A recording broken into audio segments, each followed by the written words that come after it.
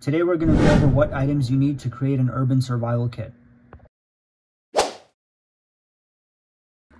A backpack to carry everything in. I like to go for normal backpacks rather than tactical ones as they draw less attention. Some sort of self-defense tools. You need to look at what's allowed in your area, but things like knives, pepper sprays, batons, and even crossbows can work well.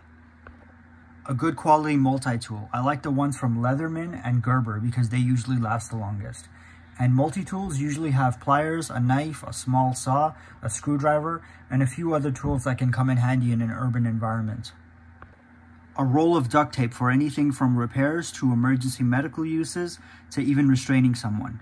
Duct tape is a must. A lockpick set so you can open doors, lockers, and locked boxes. Just make sure to get practice locks and practice with it at home until you're really good at it before trying to use it in the real world. A first aid kit in case you get hurt.